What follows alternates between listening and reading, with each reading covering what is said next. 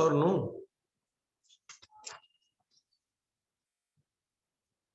चलिए ठीक है, तो मैं मेन फ्री पाथ से ही स्टार्ट करता हूं। ठीक, देखो, जब आप किसी गैस के मॉलिक्यूल की बात करते हो तो गैसेस के जो मॉलिक्यूल्स होते हैं they are always in random motion, किसी भी डायरेक्शन के अंदर क्या कर रहे होते हैं, मूव कर रहे होते हैं। और एक ही मॉलिक्यूल तो होता नहीं है, there are so many molecules. तो ये मॉलिक्यूल दूसरे मॉलिक्यूल के साथ क्या होते रहता है, कोलाइड होते रहता है, यानी इन दोनों के बीच में होता है कोलिजन। तो ये पहला कोलिजन लेट्स अज्यूम इन दोनों का हुआ, और यहां पर दूसरा मॉलिक्यूल है जिसका कोलिजन इसके बाद इसके साथ होना है, राइट? आ रही है क्या बात समझ में? पहले ये दोनों कोलाइड हुए, राइट? अब ये मॉलिक्यूल इससे कोलाइड होने के बाद इस तरफ आने लग गया और इससे कोलाइड होना है अब इसको। तो ये था फर्स्ट कोलिजन और इसके साथ होगा सेकंड कोलिजन। इस फर्स्ट कोलिजन और सेकंड कोलिजन के बीच में जितना एवरेज डिस्टेंस कोई मॉलिक्यूल ट्रेवल करता है उसको आप क्या बोलते हो, मीन फ्री पाथ बोलते हो। आ रही है क्या बात समझ में इतनी? Yes sir. Yes sir. So the average path, the average distance traveled by a molecule, the average distance traveled by a molecule between two successive collisions, the average distance traveled by the molecule between two successive collisions is known as mean free path. Give me a thumbs up अगर ये चीज clear हो गई है तो।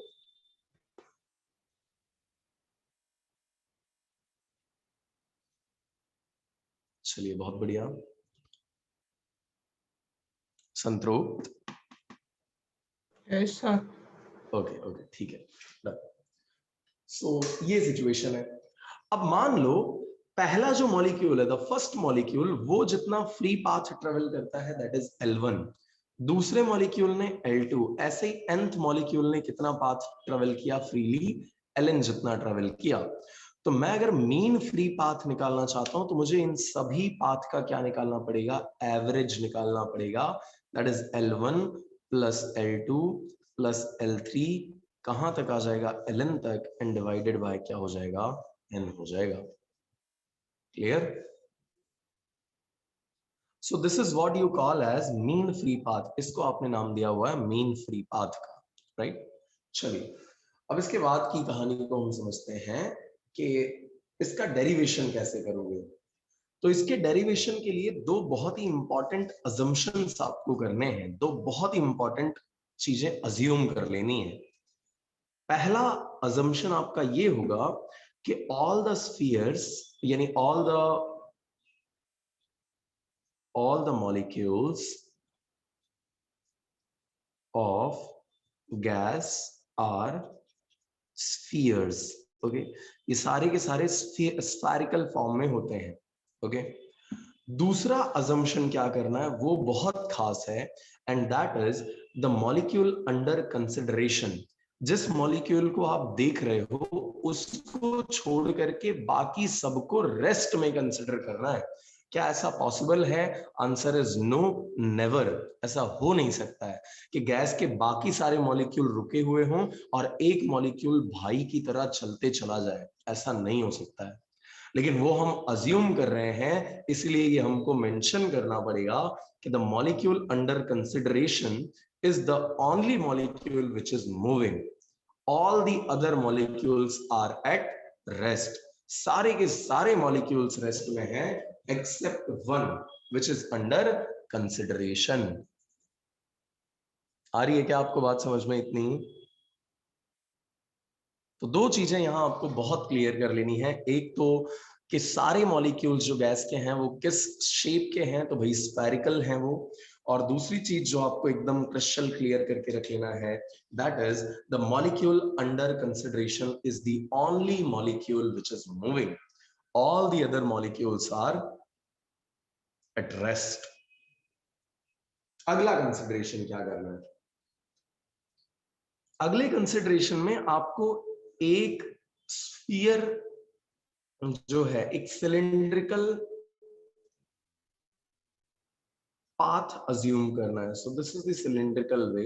एक path हमने assume कर लिया जिसका शेप हमने एक सिलेंडर के फॉर्म में लिया हुआ है। and radius of this, very important, radius of this cylinder is d. ध्यान देना मेरी बात के ऊपर, मैंने बोला रेडियस क्या होगी, d होगी। और एक मॉलिक्यूल, जितने भी स्फीयर हैं, जो भी आपने स्फेरिकल अज्यूम कर रखा है, उन सभी स्फीयर का जो डायामीटर है, that diameter is also small d। तो दो चीजें यहां पर और इंपॉर्टेंट आ चुकी हैं, जो सिलेंडर है उसका डायामीटर और जो स्फीयर है उसका डायामीटर, दोनों कैसे हैं, जो सिलेंडर है उसकी रेडियस एंड जो स्फीयर है उसका डायामीटर, दोनों क्या है, d हैं, स्मॉल वाले। ओके, सो इसका डायामीटर क्या है, d है। ओके, चलिए अब मैं दो तीन मॉलिक्यूल्स यहां पर बनाता हूं, ध्यान से देखना उनकी पोजीशन और उनके शेप एंड साइज के बारे में। ये अगला मॉलिक्यूल है, ये एक और मॉलिक्यूल है। मैंने क्या अज्यूम किया है, all the molecules of the gas are spheres of same diameter. तो जितना डायमीटर इसका d हो जाएगा, सेम डायमीटर इसका d रहने वाला है, और सेम d डायमीटर इस ऊपर वाले मॉलिक्यूल का भी होगा, right. Now the situation is, अगर किसी मॉलिक्यूल को इसके साथ होना है कोलाइड, तो उसको इसकी रेंज में आना पड़ेगा, तभी तो कोलाइड होगा, नहीं तो कोलाइड कैसे होगा। फॉर कोलिजन, कोई भी मॉलिक्यूल, जिस भी मॉलिक्यूल को आप कंसिडर कर रहे हो, उस मॉलिक्यूल को इस डी वाली रेंज में आना पड़ेगा, तभी तो कोलिजन होगा, उसके पहले कोलिजन हो सकता नहीं है। कोलिजन मींस टक्कर। टक्कर कब होगी, जब एक ऑब्जेक्ट के रास्ते में कोई दूसरी ऑब्जेक्ट आ जाएगी, तभी तो ऐसा होगा ना, नहीं तो कोलिजन क्यों होगा, नहीं हो सकता है। तो सबसे पहले तो हम ये फाइंड आउट करते हैं कि इतने रीजन के अंदर, ये जो भी रीजन इसका बन रहा है, इस रीजन में कितने नंबर ऑफ मॉलिक्यूल्स आते हैं, क्योंकि जितने नंबर ऑफ मॉलिक्यूल्स यहां पर होंगे उतने कोलिजन होने वाले हैं, ये हमें बात पता चल चुकी है। तो चलिए फाइंड आउट करते हैं। भाई, किसी सिलेंडर का डायमीटर आप जानते हो, लाइक उसका रेडियस अगर आप जानते हो, तो मैं अगर आपसे ये पूछूं कि मेरे को बताओ उसने डी डिस्टेंस में, यानी डी डिस्टेंस में उसका वॉल्यूम कितना है, तो volume of this cylinder will be given by area into distance. ये जो मॉलिक्यूल है, this molecule is moving with a velocity which is v bar. Let's assume कि वो एवरेज वेलोसिटी जो है दैट इज v बार। तो क्या मैं इसे लिख सकता हूं, इस क्रॉस सेक्शन का area into distance travelled by this. So area इसका कितना है बच्चे, चेक करना, एरिया है इसका pi into R square, but unfortunately R इसका किसके इक्वल है, डी के इक्वल है, दैट्स व्हाई मैं यहां क्या लिख रहा हूं, पाई डी स्क्वायर। अब इसने v बार वेलोसिटी के साथ डिस्टेंस कितना कवर किया होगा डेल्टा टी टाइम में, तो v bar times delta T, distance is equal to velocity into time, velocity is nothing but v bar, time is delta T. तो इतना वॉल्यूम स्वीप किया होगा इसने, और इस वॉल्यूम में जितनी भी चीजें आ जाएंगी वो सारी की सारी इससे क्या होंगी, कोलाइड होती हुई जाएंगी, राइट सर? यस सर ये डी दूसरा वाला डी है ना?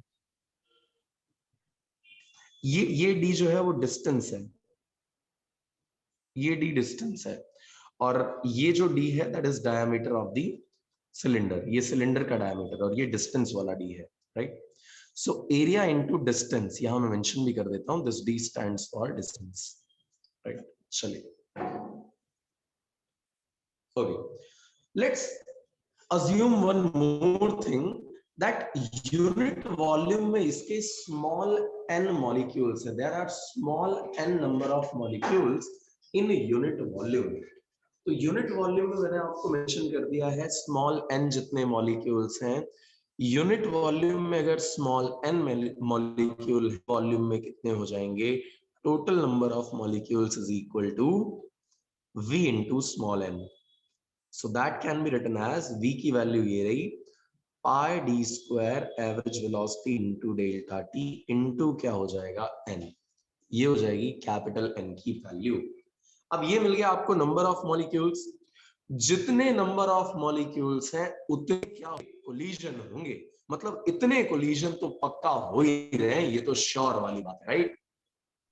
इतने कोलिजन तो हो ही रहे हैं, इसको तो कोई नहीं रोक सकता। यस सर आपकी स्क्रीन बहुत ब्लर आ रही है। एक ही मिनट।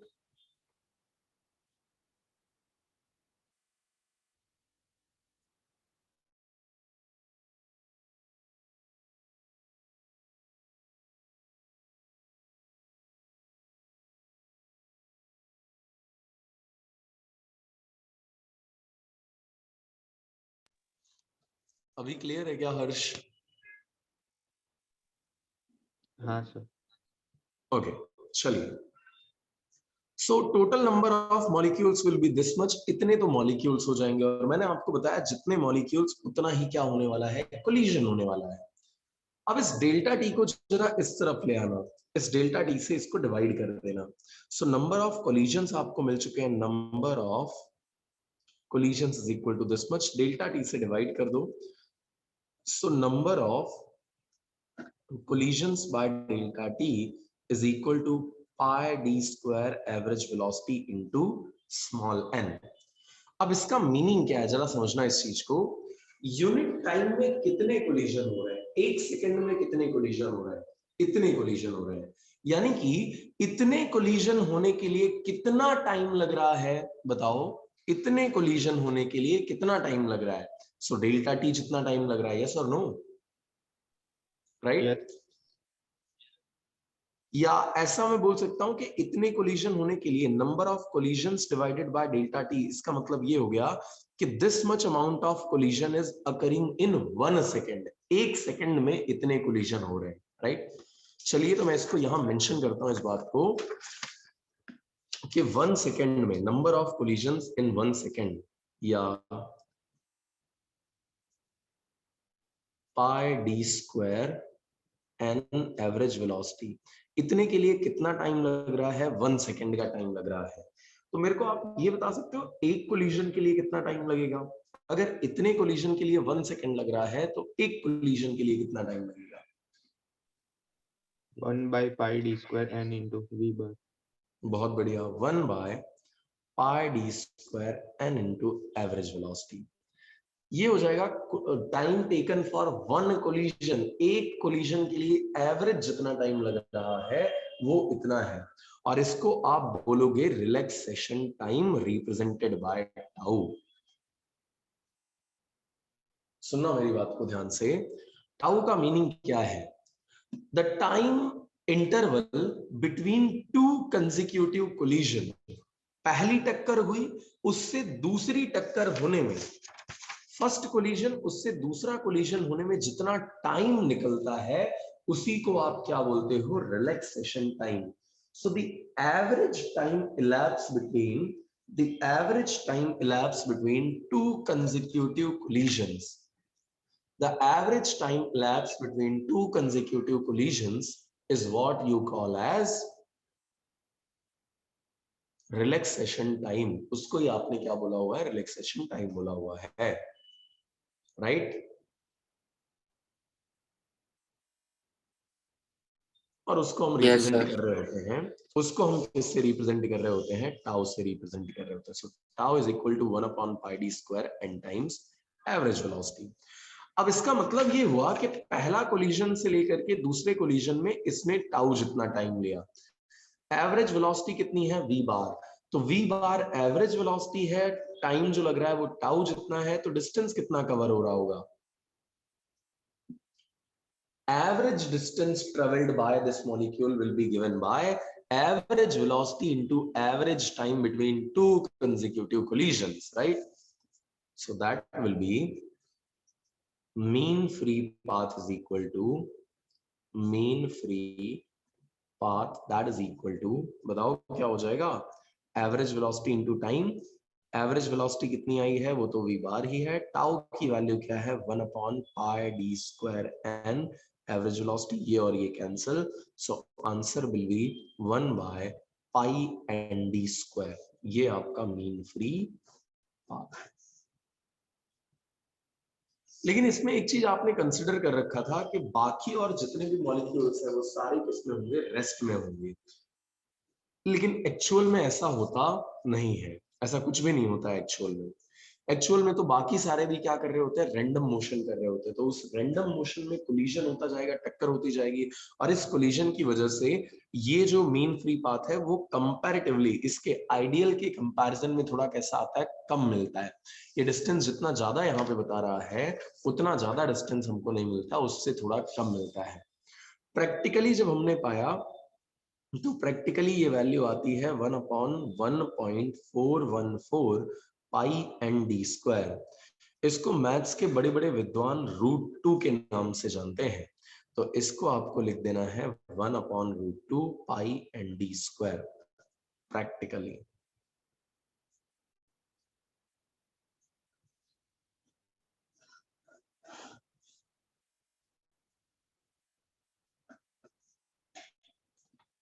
क्लियर है क्या ये बात? Yes sir. डन। तो यहां पर आपका मीन फ्री पाथ का डेरिवेशन हो जाता है खत्म, राइट?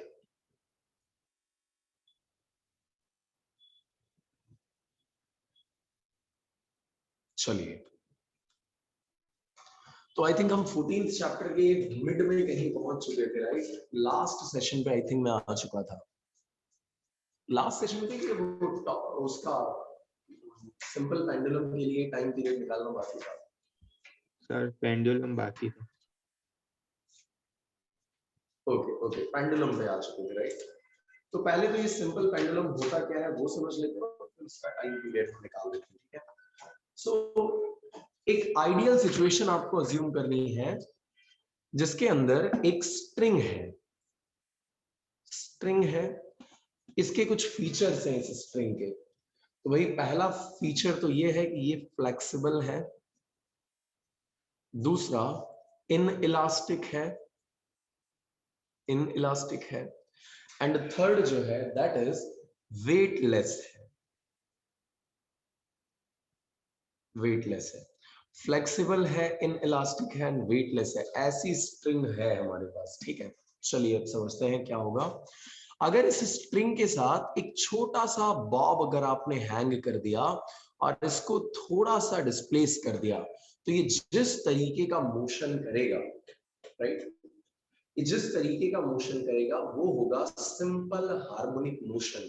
बात मेरी ध्यान रखना, आपने ये जो डिस्टर्बेंस इसको दिया है ना, वो डिस्टर्बेंस ऐसा नहीं है इसको उठा करके यहाँ छत पे ले जा करके और फिर छोड़ दिया है, ऐसा नहीं कर रहे हो। बहुत छोटा सा डिस्प्लेसमेंट इसको दे रहे हो और फिर ये छोटे छोटे एम्पलीट्यूड के साथ क्या करता है, आगे पीछे आगे पीछे आगे पीछे होने लग जाता है, राइट?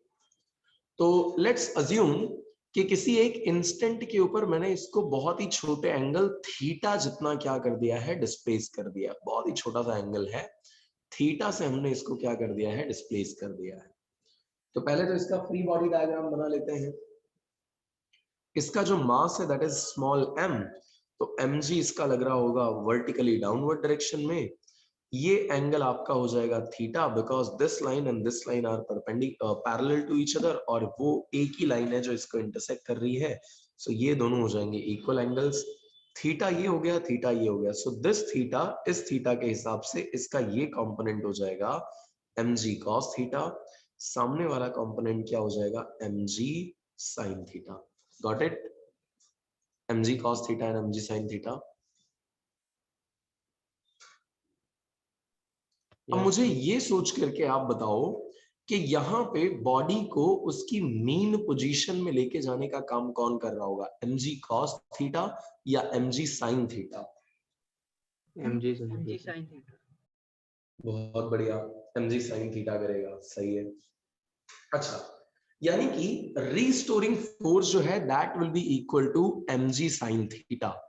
लेकिन अगर आपको याद हो तो रीस्टोरिंग फोर्स हमेशा कैसा होता है, नेगेटिव होता है। तो इसको हमने लिखा -mg sin theta. Aastha, can you tell me why restoring force is always negative?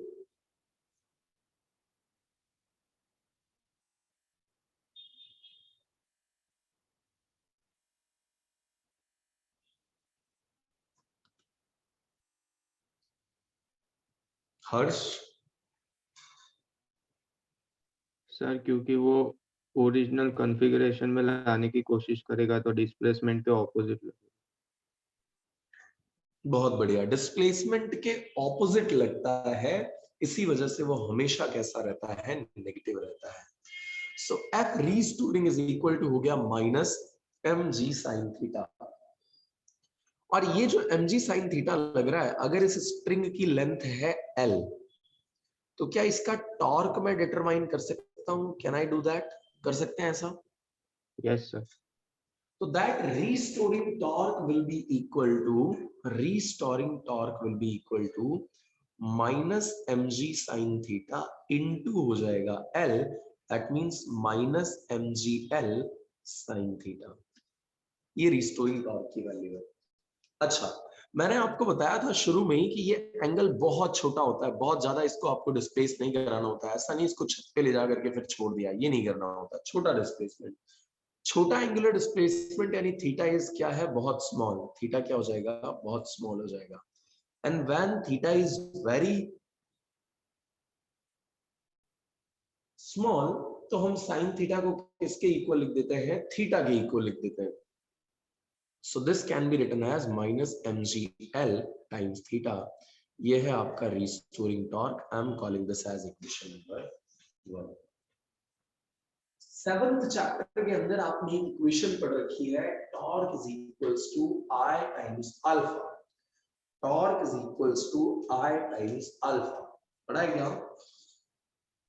Yes sir.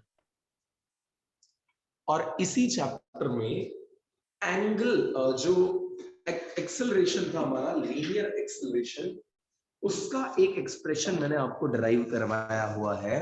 And that expression was a is equal to minus omega square x।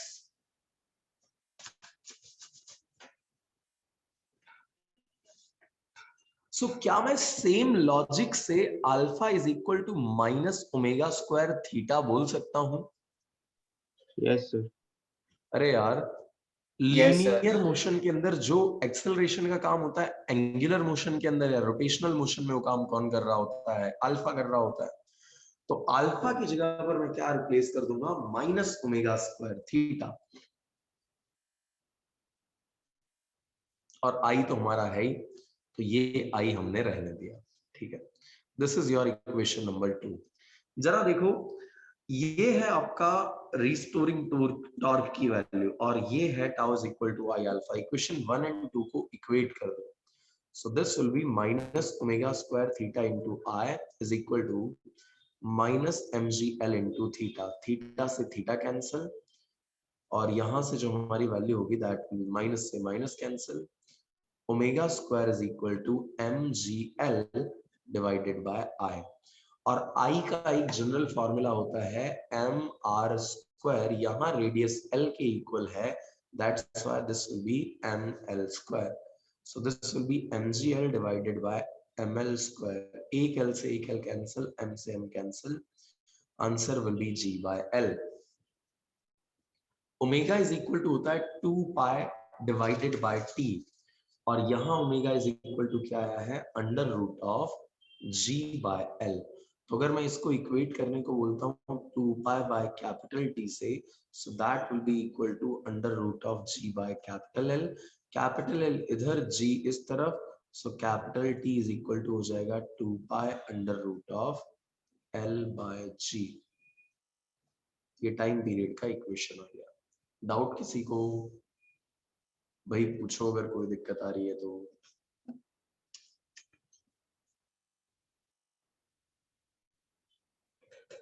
You have 2 minutes, आराम से देख लो पूरा। मैं आपको पेज यहाँ पे show कर देता हूँ, जहां पे लग रहा होगा सर यहाँ स्टक हो गए अपन, बताओ। अब इसके बाद आते हैं हमारे पास छोटी छोटी डेफिनेशन सेशन 3 के अंदर की। उसमें सबसे पहला है what is free oscillation. Free oscillation किसे बोलते हो आप?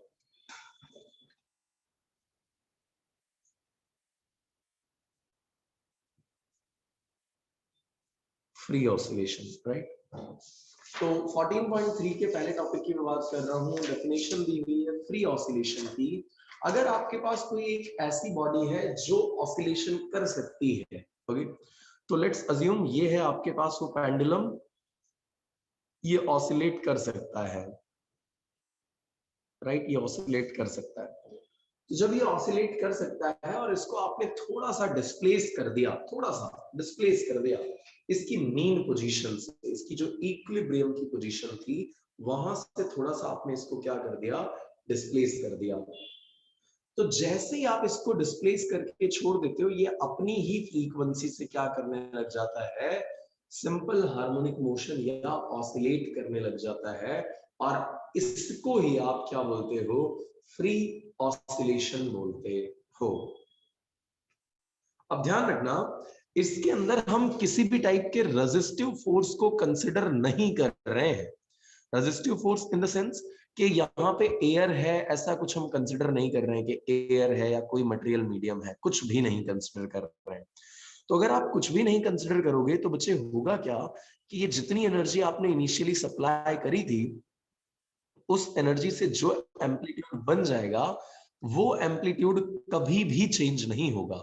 क्यों? क्योंकि आपने यहां से इसको इतनी एनर्जी दे दी, कहीं एनर्जी खर्चा तो होनी चाहिए। बात है कि जब कोई रेजिस्टेंस लग ही नहीं रहा है तो कोई एनर्जी खर्चा नहीं होगी, और जब कोई एनर्जी खर्चा नहीं होगी तो इसका मतलब इसका एम्पलीट्यूड क्या रहेगा, कांस्टेंट। क्यों? क्योंकि एनर्जी का फाइनल इक्वेशन आपने रीड किया होगा, E is equal to half of ka square। अगर एनर्जी कांस्टेंट तो एम्पलीट्यूड भी क्या हो जाएगा, कांस्टेंट हो जाएगा।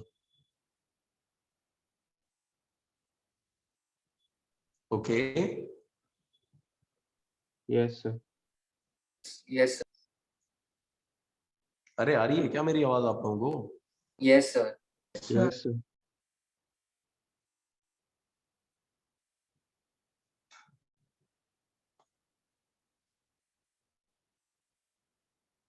ध्वनित आ रही है आवाज भाई?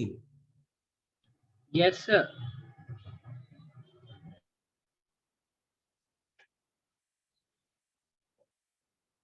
ओके, तो ये था फ्री ऑसिलेशन।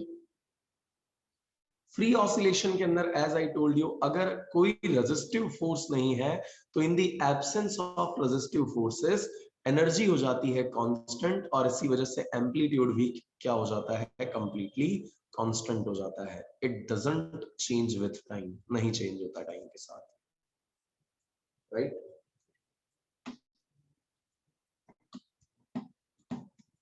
और सेकंड जो पार्ट आता है,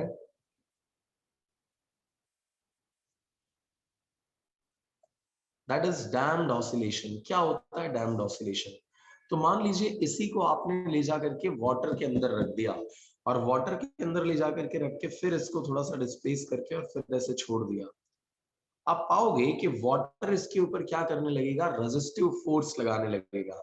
एंड वाटर इज फ्लूइड, तो फ्लूइड का रेजिस्टिव फोर्स अगर आपको याद हो तो 6 पाई ईटा आर वी से गिवन है ना। हमने इसको चैप्टर नंबर 10 के अंदर देखा था, स्टोक्स लॉ। Yes sir. यहां पे इस रेजिस्टिव फोर्स को हम लिखेंगे माइनस बीवी।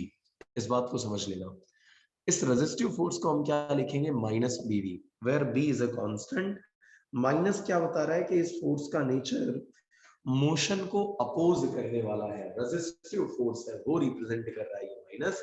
एंड वेलोसिटी तो ये यहीं से आपने पिक किया हुआ है। चलिए, सो होएगा क्या, जैसे ही आप इसको मीडियम के अंदर लेके जाओगे और थोड़ी सी एनर्जी सप्लाई करके इसको ऑसिलेट करने का मौका दोगे, रेजिस्टेंस मीडियम का इतना आएगा कि ये पूरा ऑसिलेशन जितनी देर तक ये चाहता है उतनी देर तक सस्टेन नहीं कर पाएगा। जल्द ही बीच में कहीं क्या हो जाएगा, खत्म हो जाएगा, एम्पलीट्यूड डिक्रीज होना चालू हो जाएगा, राइट। और एम्पलीट्यूड डिक्रीज होते होते होते होते एक कंडीशन ऐसी आएगी कि एम्पलीट्यूड क्या हो जाएगा, जीरो। ऐसे ऑसिलेशन को आज से हम क्या बोलेंगे, डैम्ड ऑसिलेशन। और जो फोर्स इसके एम्पलीट्यूड को डिक्रीज करवा रहा है उसको बोलोगे डैम्पिंग फोर्स, राइट। सो जो ऑसिलेशन है that is known as damped oscillation, और जो फोर्स ऐसा करवा रहा होता है उस फोर्स का नाम है डैम्ड फोर्स।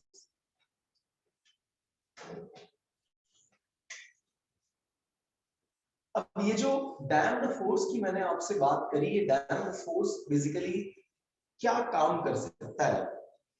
तो इसके मेजर दो फंक्शन है। इस डैम्ड फोर्स के दो फंक्शन है। एक तो जब ये डैम्ड फोर्स लगेगा तो ये ज्यादा दूर तक डिस्प्लेस नहीं कर पाएगा, और जब ये ज्यादा दूर तक डिस्प्लेस नहीं कर पाएगा तो इसका एम्पलीट्यूड क्या हो जाएगा?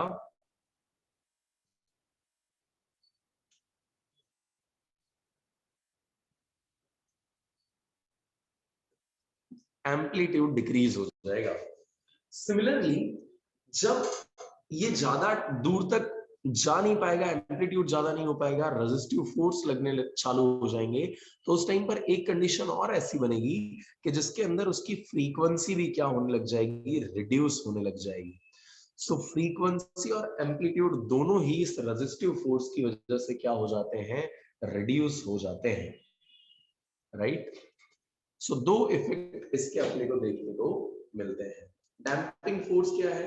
सो भाई damping force is the force which acts due to viscosity of the medium, right? और इसका काम क्या होता है? एम्पलीट्यूड को डिक्रीज करवाना और फ्रीक्वेंसी को रिड्यूस करवाना, राइट? ये माइनस साइन क्या इंडिकेट कर रहा है? तो ये माइनस साइन सिर्फ ये इतनी बात इंडिकेट कर रहा है कि ये मोशन को अपोज करने वाला फोर्स है, कोई सपोर्ट करने वाला फोर्स नहीं, समझ लेना।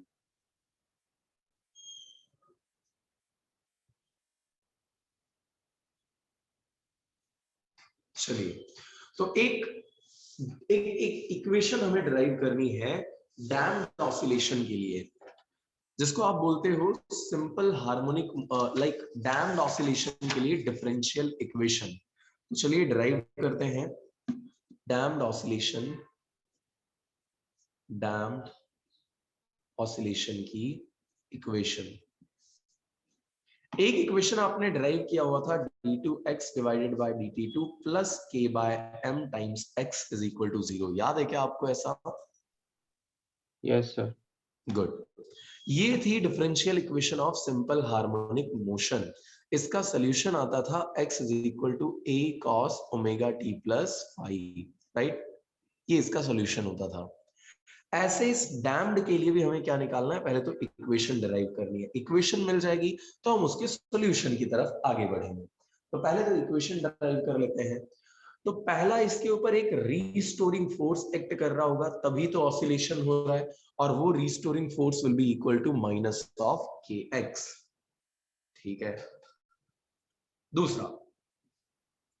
दूसरा इसके ऊपर एक रेजिस्टिव फोर्स एक्ट कर रहा होगा, that will be equal to minus बीवी।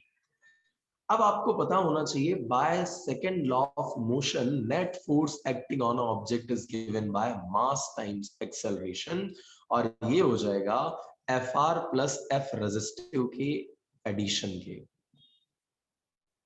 क्योंकि ये दोनों ही फोर्सेस क्या कर रहे हैं? मोशन का अपोज कर रहे हैं।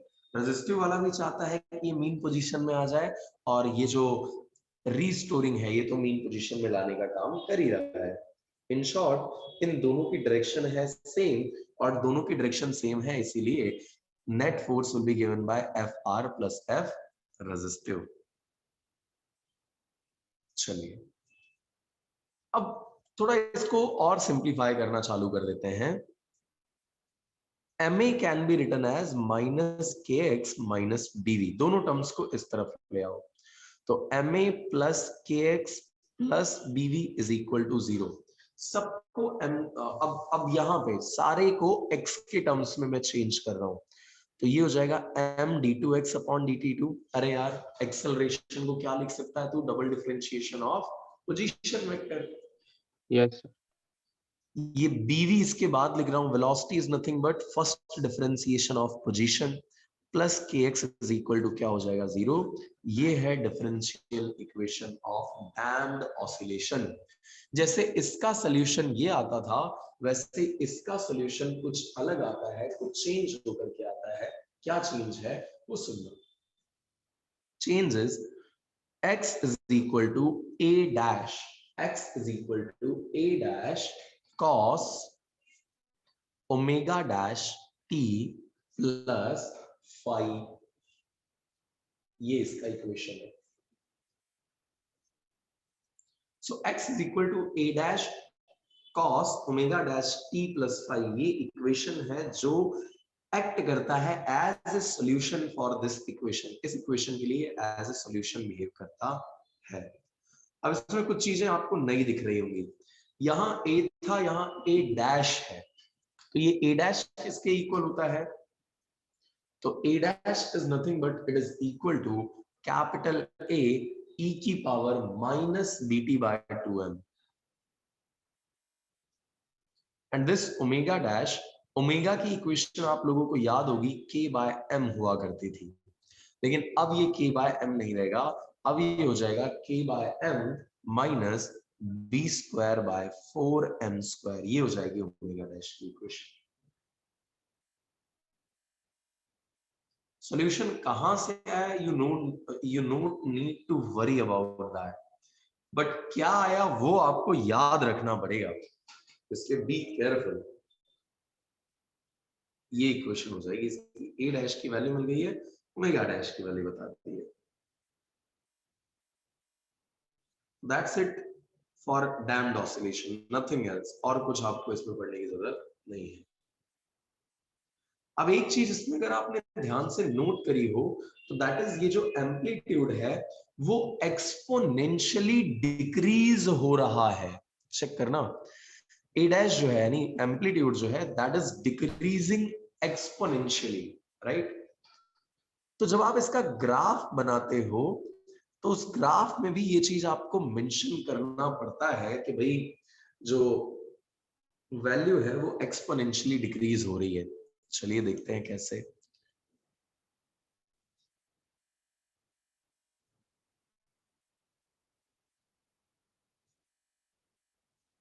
कुछ इस तरीके से।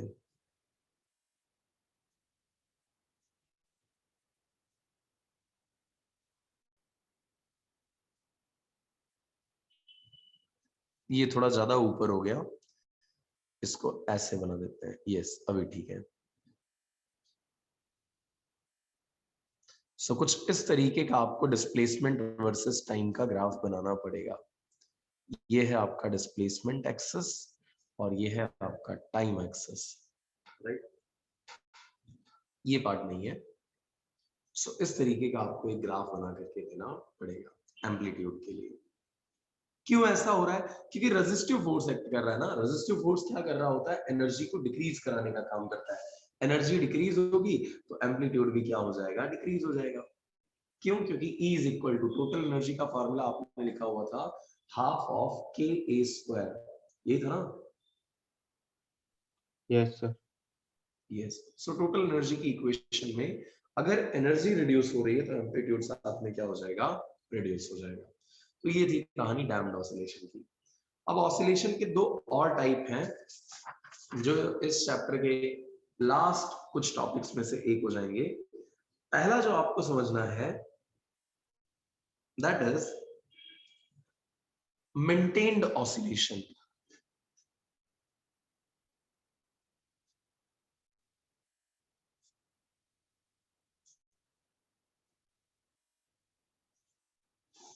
मेंटेन्ड ऑसिलेशन क्या होते हैं?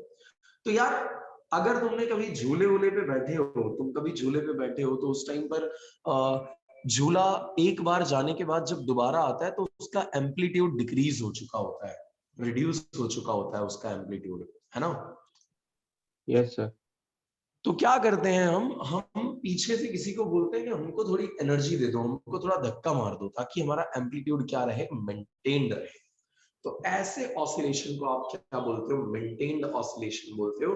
डेफिनेशन में रीड कर रहा हूं, सुनना बात को क्या है।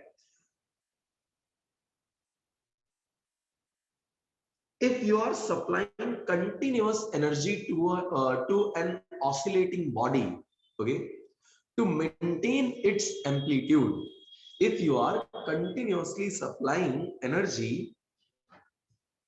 to an oscillating body for maintaining its amplitude, then the oscillation is said to be maintained oscillation. Should I repeat it again?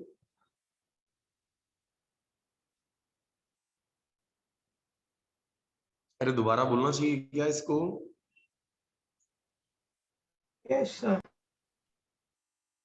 ये दोबारा बोलूं क्या ये स्टेटमेंट? हाँ sir. Okay, if you are continuously supplying some energy to the oscillating body for maintaining its amplitude, for maintaining its amplitude, then the oscillation is said to be maintained oscillation. तब आप उसको maintained oscillation बोलोगे।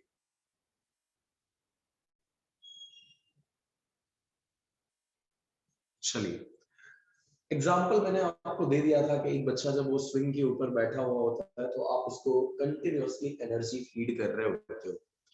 अब जो दूसरा type है जिसका एक डेरिवेशन भी हमको करना है, दैट इज फोर्स्ड ऑसिलेशन।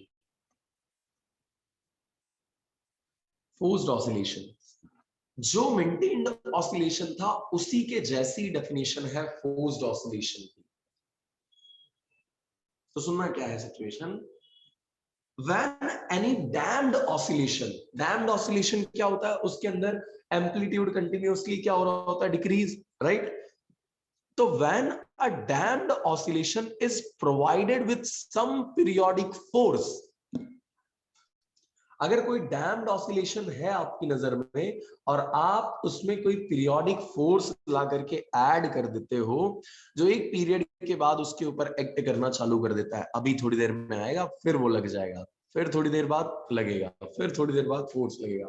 तो एक पीरियोडिक फोर्स जब अप्लाई होना चालू हो जाता है और आप उसके एम्पलीट्यूड को कांस्टेंट कर देते हो, तो उस टाइप के ऑसिलेशन को फोर्स्ड ऑसिलेशन कहा जाता है। होप समझ पा रहे हो आप।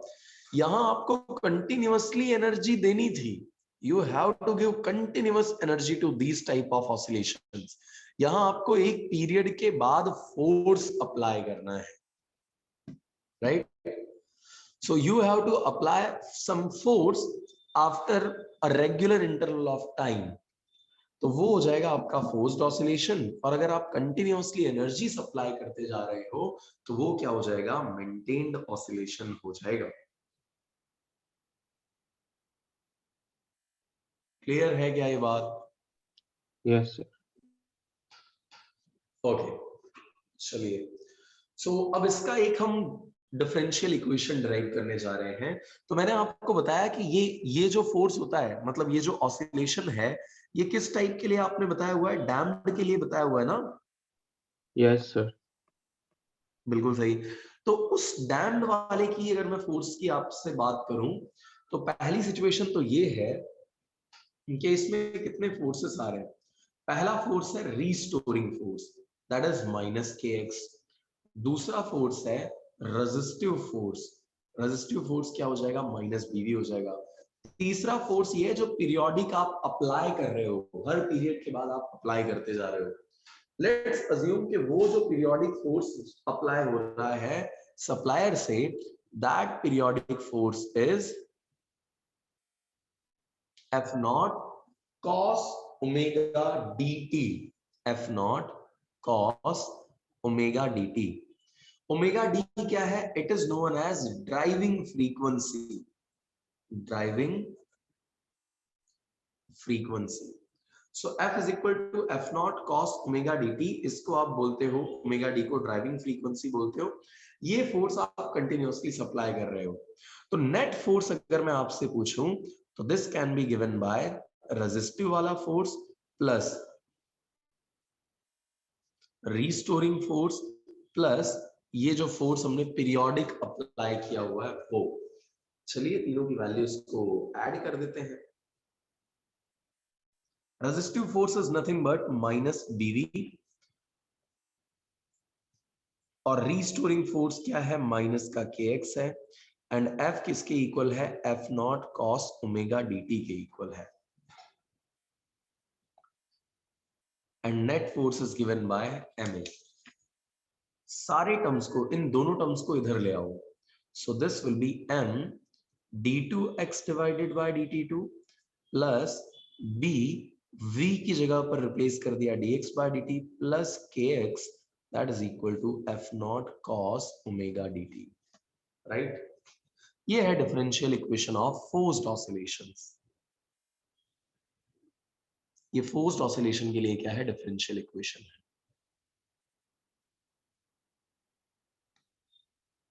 अरे आ रही है क्या बात समझ में इतनी? Yes, sir. Yes, sir. Yes, sir. Okay, great. So ये इक्वेशन आपकी बन चुकी है। अब जैसे आपने पुराने वाले में सॉल्यूशन देखा था, ऐसे इसका भी सॉल्यूशन आता है। डिफरेंशियल इक्वेशन है भाई, जैसे आपकी पॉलिनोमियल्स में थी इक्वेशंस, वैसे ये भी एक इक्वेशन, और इस इक्वेशन का सॉल्यूशन तो और भी भयंकर है। क्या है सॉल्यूशन? तो देखिए साहब, सॉल्यूशन है a cos, solution is a cos omega dt plus phi। ये है इसका solution x is equal to. But ये जो एम्पलीट्यूड है ना, ये एम्पलीट्यूड इतना आसान नहीं है जितना आपको दिख रहा है।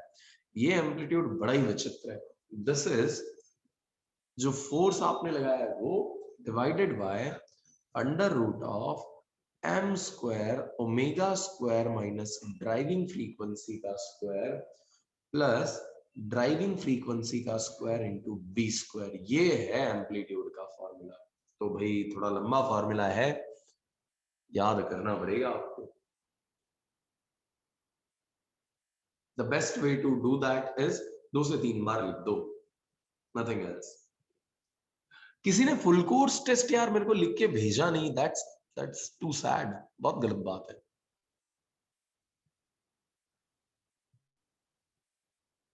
मैं एक्सपेक्ट कर रहा था कि अब तक तो किसी का तो आ ही जाएगा।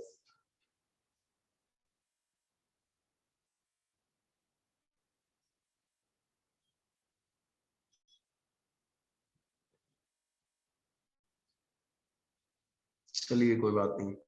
सो एम्पलीट्यूड की वैल्यू आपको मिल चुकी है भाई, पेपर अपलोड करवा दिए हैं तो आप लोग उनको सबमिट करना चालू कर दो, सॉल्व करना चालू कर दो। ऐसा नहीं करो, ये तो फिर अभी घर फोन आना चालू हो जाएगा कि सर पेपर लिखा नहीं है आपके बच्चे ने, और फिर हम थोड़ा मिर्च सर मसाला एग्जाम डाल के चल भी रही है। बताएंगे।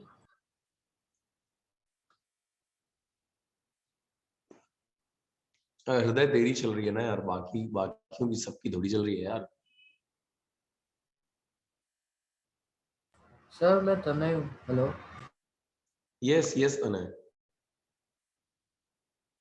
सर, मेरी भी एग्जाम्स है। अच्छा अच्छा ऐसा है, हाँ सर। ओके ठीक है। तो फिजिक्स की कब है कि हो गई?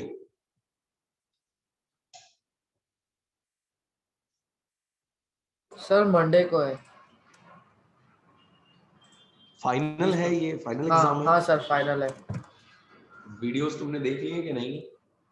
हाँ सर, वीडियोस नहीं देखे अभी, वो कल आज पेपर था इसलिए। तो भाई देख डालो यार। कल हाँ भी हाँ है क्या सर। कोई पेपर? नहीं सर, अब मंडे को ही है। डन, फिर तो कोई दिक्कत ही नहीं है। वीडियोस देख लो, और जहां कुछ अगर ऐसा कुछ इश्यू आ रहा है तो लेट मी नो, अपन सेशन अरेंज कर लेंगे, ठीक है उसका। Okay sir, thank you sir. So welcome. तो ये अपना एम्पलीट्यूड का इक्वेशन आ गया। सिमिलरली अगर मैं फाई की बात करूं, यहाँ पर ये जो फाई लिखा हुआ है ये इक्वल होता है tan inverse of minus v naught divided by omega driving x naught. So ये इनिशियल वेलोसिटी और इनिशियल पोजीशन है, दोनों v नॉट और x नॉट। ये इनिशियल वेलोसिटी है और ये है इनिशियल पोजीशन। इनके फॉर्म में हम रिप्रेजेंट करते हैं फाई को। So phi is in this form, amplitude का हमारा ये इक्वेशन है। ये आपका फोर्स्ड ऑसिलेशन का पूरा फंडा है। अच्छा, इसी में कई बार आपसे पूछ लिया जाता है कि व्हाट इज रेजोनेंस। तो रेजोनेंस क्या है उसको समझ लेते हैं हम। रेजोनेंस, कोई भी ऑब्जेक्ट होती है ना बच्चे, उस ऑब्जेक्ट की खुद की एक नेचुरल फ्रीक्वेंसी होती है। जैसे मैं हूं तो मैं भी वाइब्रेट कर रहा हूं, इस वाइब्रेशन की कोई ना कोई फ्रीक्वेंसी है। आप हो, आप भी वाइब्रेट कर रहे हो, आपके भी वाइब्रेशन की कोई ना कोई फ्रीक्वेंसी है। सो जो ये फ्रीक्वेंसी है हर एक मटेरियल की, अगर वो किसी एक्सटर्नल सोर्स की फ्रीक्वेंसी के इक्वल हो जाती है, समझना सिचुएशन को क्या बोल रहा हूं, वर्ड के ऊपर कॉन्सेंट्रेट करना। अगर आपकी जो नेचुरल फ्रीक्वेंसी है वो किसी दूसरी ऑब्जेक्ट की ड्राइविंग फ्रीक्वेंसी के इक्वल हो जाए, तो इक्वेशन में जो एम्पलीट्यूड वाला इक्वेशन था उसके अंदर it was F naught divided by under root of M omega square minus omega driving का स्क्वायर का whole square plus omega D square B square. ये आपकी इक्वेशन थी एम्पलीट्यूड की, राइट? सर एम तो इसमें अगर स्क्वायर हाँ एम स्क्वायर है, सॉरी सॉरी सॉरी, पूरे का भी होल स्क्वायर है प्लस एम का भी स्क्वायर है, राइट? तो इस सिचुएशन में क्या हो रहा है, अगर ये ओमेगा और ये ड्राइविंग फ्रीक्वेंसी ओमेगा डी दोनों इक्वल हो जाए तो आपका एम्पलीट्यूड कैसा हो जाता है, मैक्सिमम हो जाता है, राइट? तो जैसे मान लो ये आपके पास कोई ग्लास का ऑब्जेक्ट है, ये कोई कांच का ऑब्जेक्ट है, राइट? इसकी खुद की एक नेचुरल फ्रीक्वेंसी है। अगर मैं चिल्लाने लग जाऊं इसके सामने, है ना, और किसी तरीके से मैं इसकी नेचुरल फ्रीक्वेंसी को अपनी साउंड की फ्रीक्वेंसी से मैच करा दूं, तो जैसे ये मैचिंग होगा तुरंत ही इसके पार्टिकल्स क्या करने लग जाएंगे, हाई एम्पलीट्यूड के साथ ऑसिलेट करने लग जाएंगे। और इतने हाई एम्पलीट्यूड के साथ जो ऑसिलेशन होगा उसमें ऑब्जेक्ट टूट सकती है, रप्चर हो सकता है उसका। तो कभी अगर आपने सुना हो तो ओपेरा सिंगर्स जो होते हैं ये क्या करते हैं, अपनी आवाज से ग्लास तोड़ डालते हैं, कांच की ग्लास को ब्रेक कर देते हैं। कैसे पॉसिबल होता है ये? ग्लास की खुद की एक फ्रीक्वेंसी, इसने गाना चालू किया, गाते गाते एक अलग लेवल की फ्रीक्वेंसी पे आ गया, वो फ्रीक्वेंसी और इसकी फ्रीक्वेंसी अगर मैच कर गई तो वहीं ये ग्लास क्या हो जाएगा, शैटर कर जाएगा, टूट जाएगा, राइट? एक तो ये कहानी हो गई। अच्छा, कांच की जो बिल्डिंग्स होती है ना उसके आसपास से जल्दी से प्लेन्स को नहीं जाने दिया जाता है। या आपको पता हो तो इंडिया में कुछ नो फ्लाई जोन्स बनाए गए हैं। किसी बिल्डिंग का नाम किसी को पता है क्या जो नो फ्लाई जोन में आती हो? सर इंडिया के बाहर का पता। इंडिया के बाहर का पता है, बताओ। Sir white house.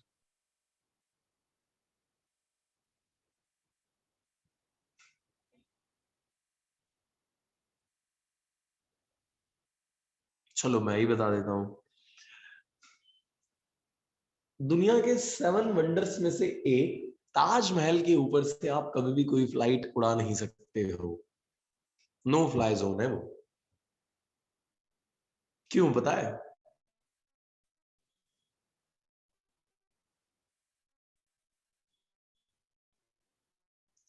Resonance is, देखो बिल्डिंग की कोई एक स्पेसिफिक फ्रीक्वेंसी है, अगर प्लेन की फ्रीक्वेंसी और बिल्डिंग की फ्रीक्वेंसी मैच हो गई, गया वही, ताजमहल गायब हो जाएगा।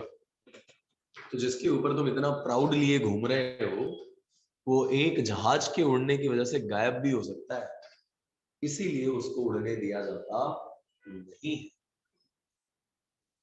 ऐसे ही जो हमारे सिंगर्स, ये सोल्जर्स होते हैं, इन सोल्जर्स को भी ब्रिज के ऊपर मार्च नहीं करने दिया जाता है। क्या रीजन है मार्च नहीं करने देने का? तो रीजन इज, ब्रिज की खुद की एक नेचुरल फ्रीक्वेंसी है,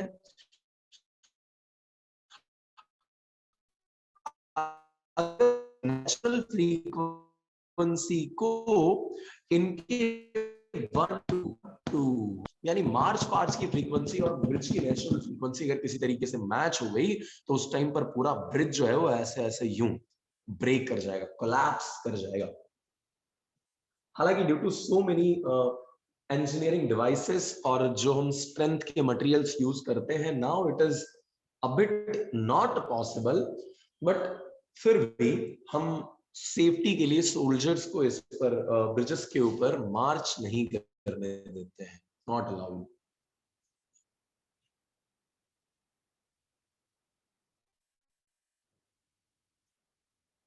अच्छा, अर्थक्वेक जब आता है तो उस टाइम पर क्या होता है? तो अर्थक्वेक के लिए क्या होता है, जब अर्थक्वेक कहीं पर आया तो उसकी एक फ्रीक्वेंसी है, अगर वो फ्रीक्वेंसी बिल्डिंग की नेचुरल फ्रीक्वेंसी से मैच कर गई तो बिल्डिंग तुम्हारी पूरी एकदम ऐसे ऐसे ऐसे ऐसे धड़ाक यूं हो जाएगी, राइट? सो बेसिकली ये रेजोनेंस जो है वो बहुत खतरनाक कंडीशन है, उसके एप्लीकेशंस बहुत भयंकर हैं और काफी सारे एप्लीकेशंस जो मैंने आपको बताए वो आपके आंसर्स भी बन जाएंगे जब आप आगे बढ़ने वाले हो तो, राइट?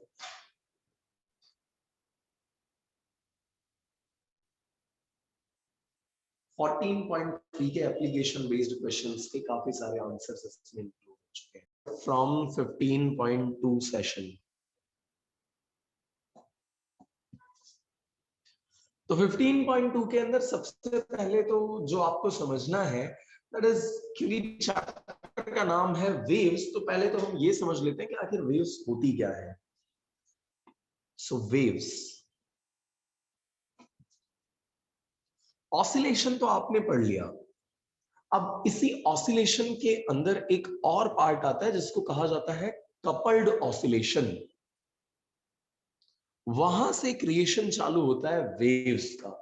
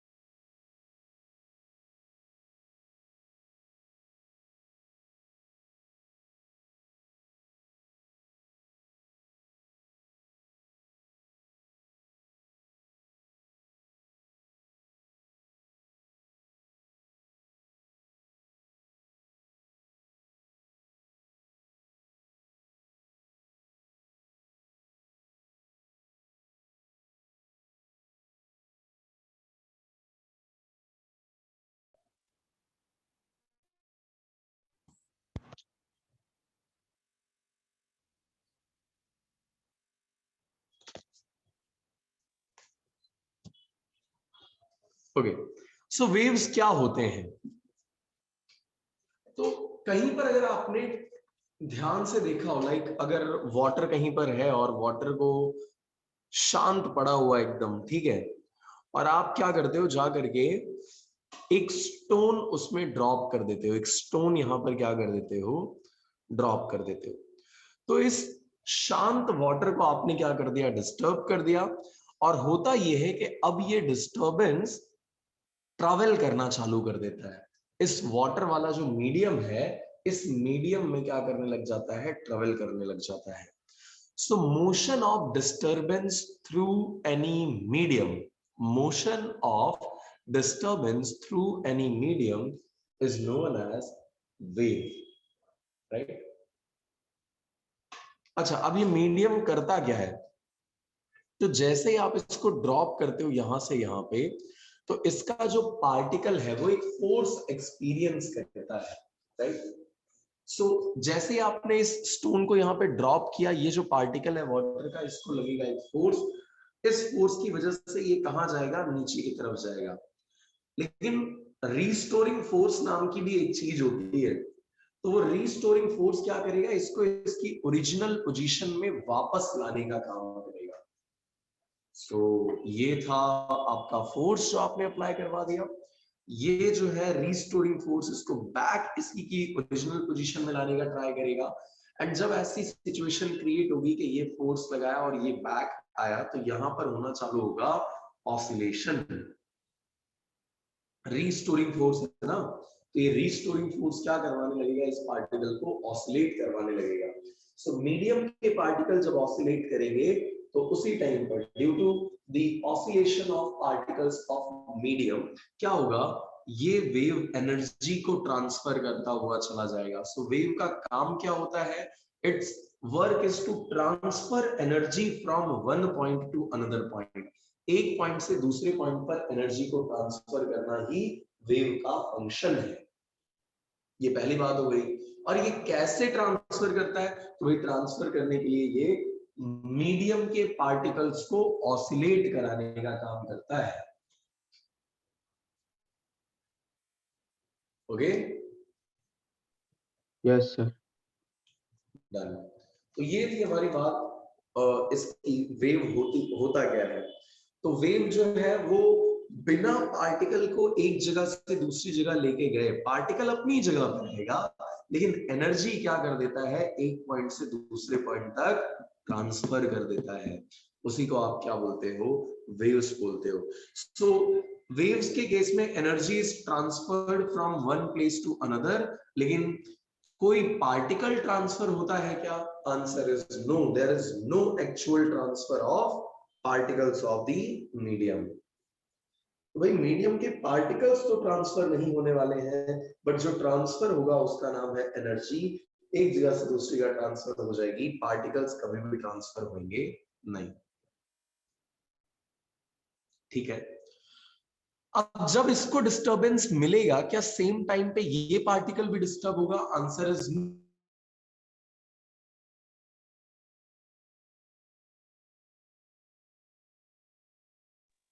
सर आप म्यूट हो गए।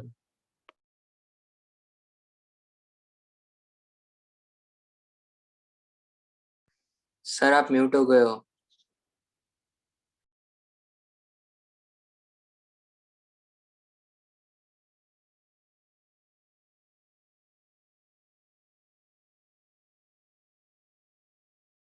इसमें चेंज होता है, there is a change in the phase of these two particles, और वही जो चेंज होता है वो किसके फॉर्म में रिफ्लेक्ट होता है, फेज डिफरेंस के फॉर्म में रिफ्लेक्ट होता है। सो यहां आपने क्या किया, एक स्टोन को ड्रॉप किया, इसने डिस्टरबेंस रिसीव किया, लेकिन वो डिस्टरबेंस यहां तुरंत नहीं ट्रांसफर हो जाएगा, it will take some time. तो उसी टाइम गैप की वजह से क्या होता है, इन दोनों के फेज में कुछ डिफरेंस आता है, जिसको आप आगे चल करके क्या बोलने वाले हो, फेज डिफरेंस बोलने वाले हो। क्लियर है क्या ये बात? Yes sir. Okay, good.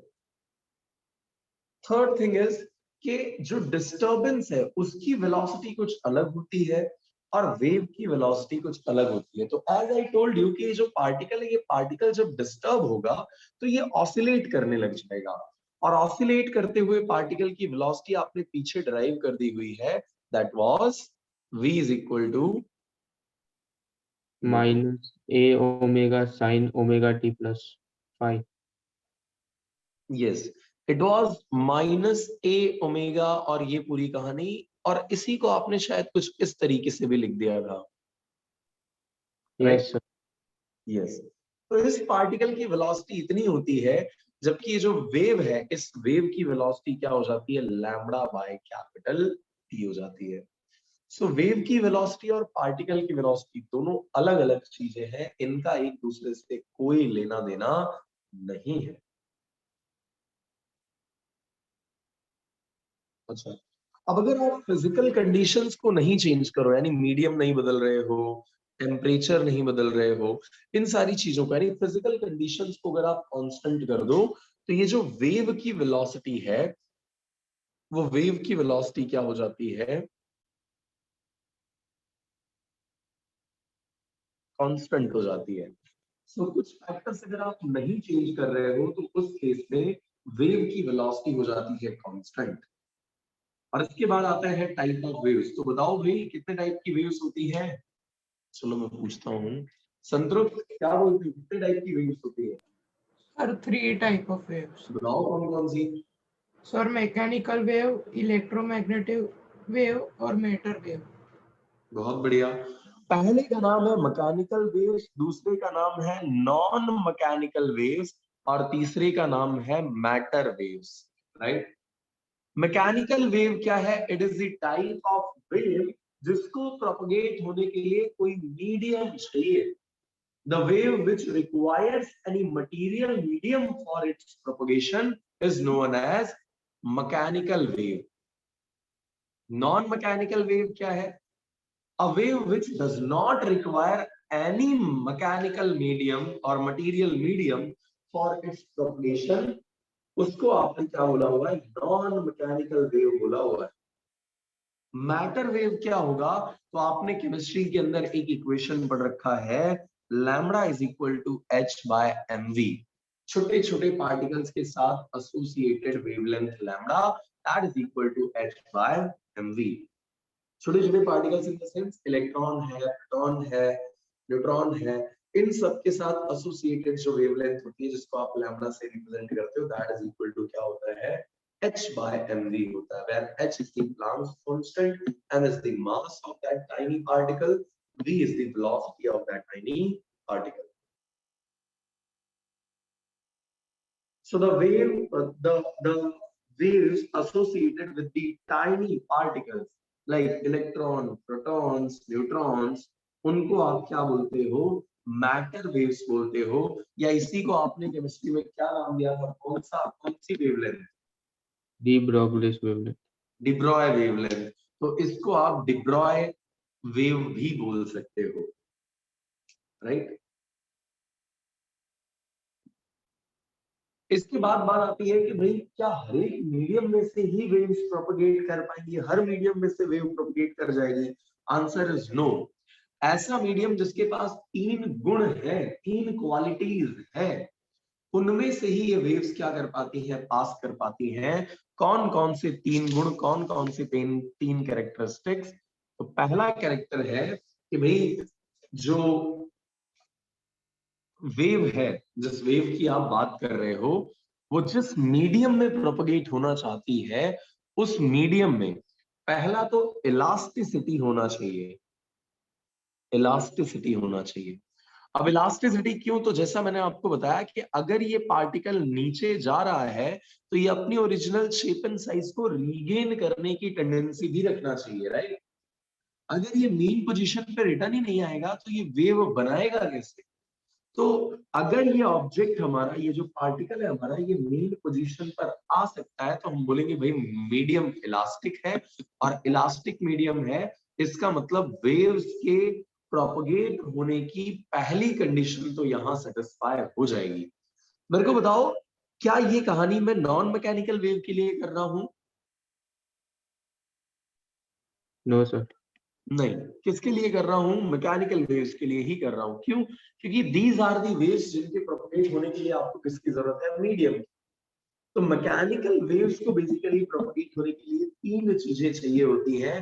पहला हो गया मीडियम इलास्टिक होना चाहिए, मीडियम के पास इलास्टिसिटी होनी चाहिए।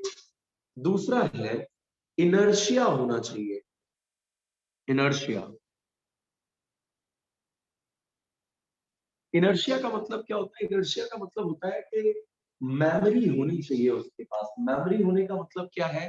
कि उसे याद रहना चाहिए कि भाई मैं रेस्ट में था पहले, तो अभी भी रेस्ट में ही रहूं, और मोशन में था तो मोशन में ही रहूं।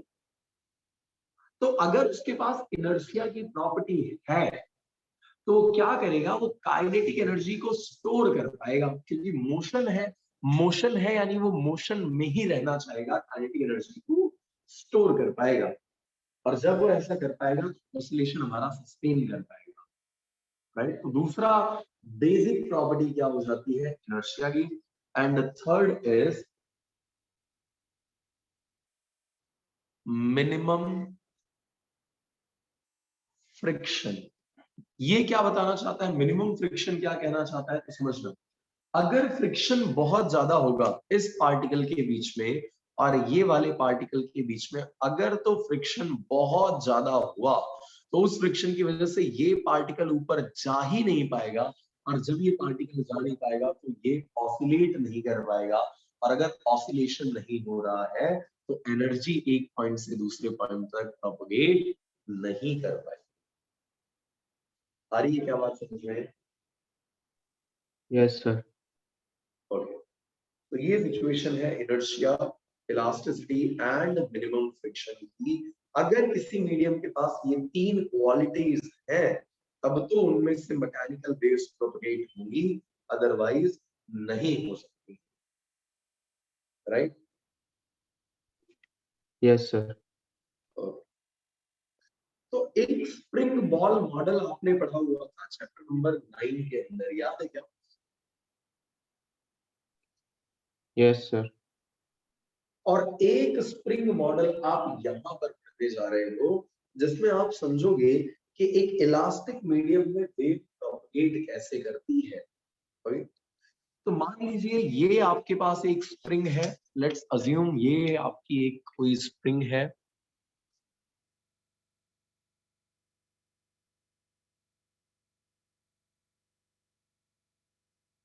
ये आपकी कोई एक स्प्रिंग है, राइट? और इस स्प्रिंग पर आपने क्या कर दिया है, एक कोई फोर्स लगा दिया है, एक्सटर्नली आपने कोई एक फोर्स लगा दिया है, राइट? सो बाहर से जब आप इसके ऊपर ये एक्सटर्नल फोर्स अप्लाई करोगे तो ये अपने मीन पोजीशन से क्या हो जाएगी, x इज इक्वल टू 0 से क्या हो जाएगी, डिस्प्लेस हो जाएगी। और जैसे ये x इज इक्वल टू 0 से डिस्प्लेस हुई, यानी कि अब इसके ऊपर लगने लग जाएगा restoring force which is directly proportional to minus of x। आई क्या बात समझ में? Yes sir. अरे भाई बाकी लोग ये चीज समझ में आई क्या? Okay, so that restoring force will be directly proportional to minus of x। मतलब ये क्या करेगा, रिस्टोरिंग फोर्स को जैसे आप इसको पुल करके और फिर यहाँ पे रखोगे और रिलीज करोगे, रिलीज करते इसमें रिस्टोरिंग फोर्स एक्ट करना चालू कर देगा, and due to that restoring force, इस रिस्टोरिंग फोर्स की वजह से क्या होगा, ये अपनी मीन पोजीशन के अबाउट ऑसिलेट करने लग जाएगी।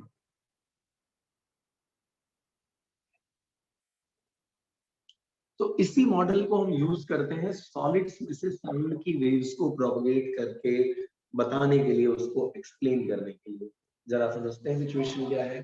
देखो, जब आप कहीं पर कुछ बोलते हो तो बोलने पर क्या होता है, आपके मुंह के आसपास की जो एयर है वो दूर जाना चालू कर देती है, अवे जाना चालू कर देती है। तो आपके माउथ के एकदम नजदीक के रीजन में एयर जो है वो काफी दूर दूर होती है, कंपैरेटिवली लार्ज डिस्टेंस पर होती है। ये मैंने इसको एक सिंबॉलिकली रिप्रेजेंट करने के लिए डॉट डॉट बना दिया है। इसका मीनिंग है कि air molecules are far away from each other, right? तो ये एयर मॉलिक्यूल्स की बात हो गई, ठीक है। अब सिचुएशन ये होगी कि यहां अगर एयर के मॉलिक्यूल्स दूर दूर हो गए तो इसके बाद वाला जो रीजन है ना, वहां एयर के मॉलिक्यूल्स क्या हो जाते हैं, बहुत नजदीक हो जाते हैं। आप देख सकते हो यहाँ पे, देखो एयर के मॉलिक्यूल्स यहाँ कैसे हो गए, बहुत नजदीक। जहां पे मॉलिक्यूल्स दूर दूर होते हैं उसको आप बोलते हो, बताओ,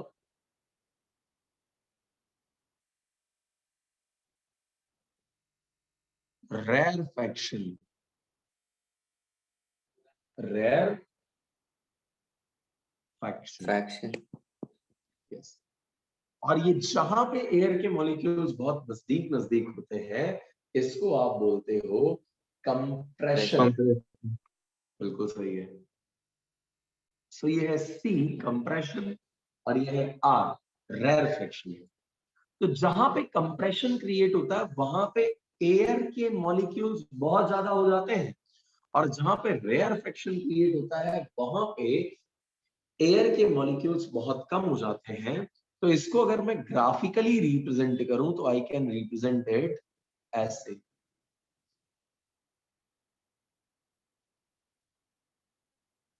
ये वाला जो रीजन है यहाँ पर मॉलिक्यूल्स बहुत नजदीक नजदीक है, यानी ये कंप्रेशन है, और ये वाले रीजन में मॉलिक्यूल्स बहुत दूर दूर हैं, तो इसको हम रेयरफेक्शन बोल सकते हैं। लेकिन साउंड की जो वेव है ना, वो बड़ी स्पेशल टाइप की वेव है। आगे चल के जब मैं आपको टाइप बताऊंगा तो आपको समझ में आएगा।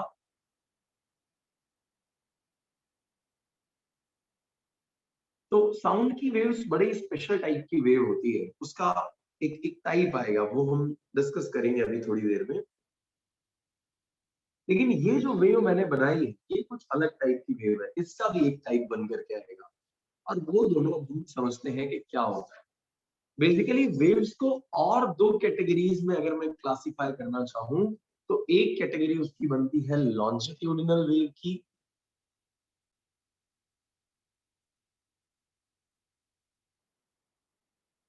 और दूसरी कैटेगरी बनती है उसमें ट्रांसवर्स वेव की। दो कैटेगरी बन जाती है, एक है लॉन्जिट्यूडिनल वेव और दूसरा है ट्रांसवर्स वेव। क्या होती है लॉन्जिट्यूडिनल वेव और क्या होता है ट्रांसवर्स वेव? तो अभी मैंने आपको शुरू शुरू में ऐसा बताया कि एक स्टोन को आप क्या करो, ड्रॉप कर दो स्टिल वाटर के अंदर। तो ये जो स्टिल वाटर है हमारा, इसके पार्टिकल्स ऊपर नीचे ऑसिलेट करने लगते हैं और वेव ऐसे प्रोपगेट होने लग जाती है। सो ऐसी वेव जिसमें oscillation of particles and direction of propagation of wave both are perpendicular to each other. क्या बोला मैंने?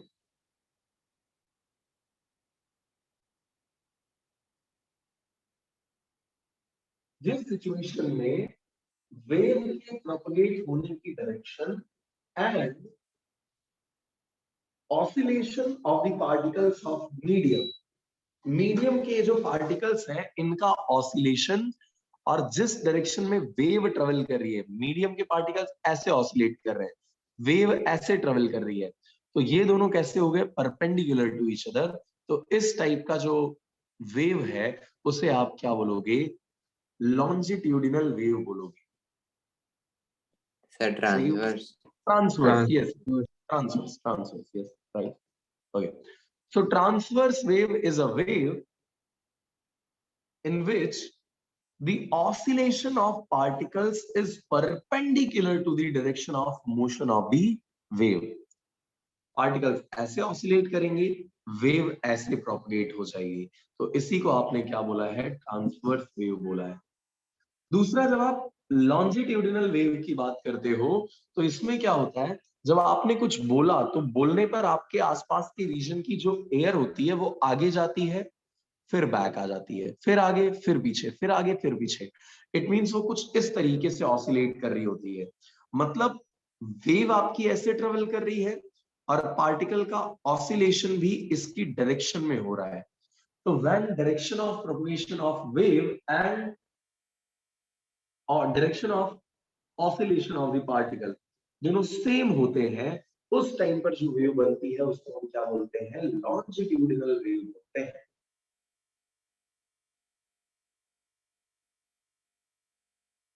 तक डिफाइन कर दो क्या है लॉन्जिट्यूडिनल वेव।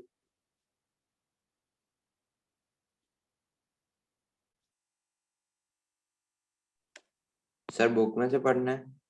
तुमको जो समझ में आए, जो लगता हो। सर बुक नहीं है यहाँ पे। तो जो समझ में आया उतने के बेसिस पे बता। सर नहीं पता चला। अच्छा, जब तू बोलता है तो एज आई टोल्ड यू कि जो अपने मुंह के आसपास की एयर है वो कहाँ जाती है? ऐसे आगे जाती है, राइट, हाँ आगे की तरफ। तो जब तूने बोला तो उस टाइम पर वेव किस तरफ को जा रही है? ऐसे। और ये जो पार्टिकल है वो भी कहाँ गया? इसी डायरेक्शन में गया, सेम राइट? डे। यस, बस।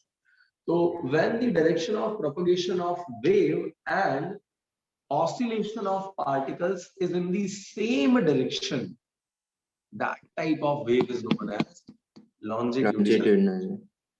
बताओ। Yes, sir.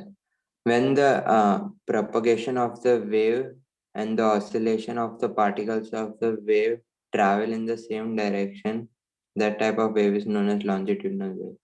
बहुत बढ़िया। और अगर ये परपेंडिकुलर हो जाते हैं दोनों चीजें तो Transverse wave. Transverse wave. Very good. Okay,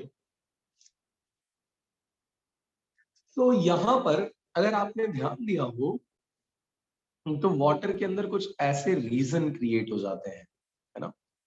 इसको आप बोलते हो क्रेस्ट, और इसको आप क्या बोलते हो, ये जो वैली बन रही है इस को आप क्या बोलते हो, ट्रॉ बोलते हो। सो ये क्रेस्ट है और ये क्या है, ट्रॉ है। मतलब ट्रांसवर्स वेव में क्या क्रिएट होता है, क्रेस्ट एंड ट्रॉ क्रिएट होता है। जबकि लॉन्जिट्यूडिनल वेव में क्या क्रिएट होगा, उसमें कंप्रेशन एंड रेयरफेक्शंस बनते हैं। याद है ना वो जहां पे एयर बहुत नजदीक आ गई थी उसको आपने सी बोला, जहां पे एयर के मॉलिक्यूल्स बहुत दूर दूर थे उसको आपने क्या बोला था, आर बोला था, राइट। व्हाट इज कंप्रेशन, तो इस रीजन में जो मॉलिक्यूल्स हैं they will be too close to each other.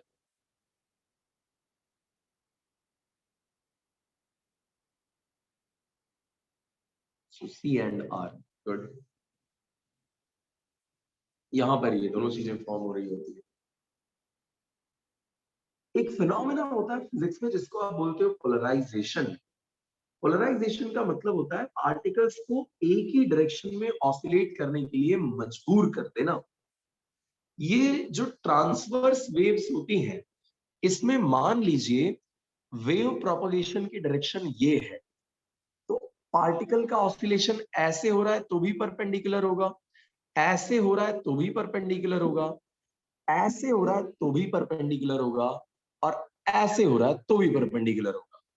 In short direction of propagation अगर ये है तो इनमें से कुछ भी मैं ड्रॉ कर दूं, oscillation will become perpendicular to the propagation of wave. सही है ना। सर एक बार फिर से रिपीट कर सकते? हाँ जी बिल्कुल। देखिए सिचुएशन इज कि जो वेव है उसका प्रोपगेशन इस तरफ को हो रहा है, ऐसे चल रही है वेव। पार्टिकल मान लो ऐसे ऑसिलेट कर रहा है तो भी परपेंडिकुलर, ऐसे ऑसिलेट कर रहा है तो भी परपेंडिकुलर, ऐसे ऑसिलेट कर रहा है तो भी परपेंडिकुलर, और यूं ऑसिलेट कर रहा है तो भी perpendicular to the direction of propagation of the wave, right. Yes, sir. Yes sir. सही है, गुड। तो मीनिंग ये है कि इसमें पार्टिकल्स का ऑसिलेशन हर एक पॉसिबल डायरेक्शन में हो रहा होता है। किसके केस में, ट्रांसवर्स वेव के केस में। पोलराइजेशन क्या है, किसी भी एक ही ऑसिलेशन को आउटपुट में आने देना, बाहर आने देना, बाकी सबको खत्म कर देना। तो अगर इसके सामने आप पोलराइजर रखोगे, पोलराइजर क्या है, it is a device which polarizes the wave. तो इसके सामने अगर आपने कोई पोलराइजर रखा तो वो क्या करेगा, एक ही टाइप के पोलराइज्ड चीज को, पोलराइज्ड वेव को जाने देगा, दोनों टाइप के पोलराइज्ड चीजों को यहां जाने देगा नहीं। आई है क्या बात समझ रहे हैं। Yes sir. तो यहां पे तो ये चीज पॉसिबल है ट्रांसवर्स वेव के अंदर। क्यों, क्योंकि direction of propagation of wave जो है उसके परपेंडिकुलर बहुत सारी डायरेक्शन होती हैं, तो सारे किसी एक डायरेक्शन में आना पॉसिबल है। लेकिन यहां देखना, यहां तो एक ही डायरेक्शन होती है यार, है कि नहीं है।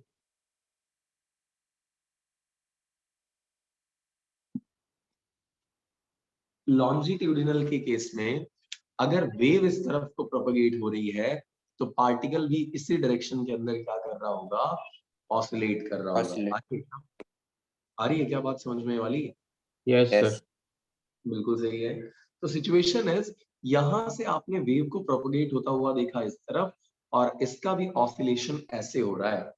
इसका मतलब या तो ये निकल जाएगा इसमें से, या तो पार हो जाएगा, राइट, या तो ये अलाउ कर देगा या तो नहीं अलाउ करेगा। अब देखो एक ही डायरेक्शन में अगर ला सकते तो हम बोलते कि पोलराइजेशन पॉसिबल है, लेकिन इसका तो एक ही डायरेक्शन ऑलरेडी है, जो खुद ही एक ही डायरेक्शन में चल रहा है उसको फिर से एक डायरेक्शन में क्या करने के लिए लेके आओगे, या कैसे लेके आओगे, पॉसिबल है क्या ये। No sir. सेंस ही नहीं बनता है कोई इस बात का।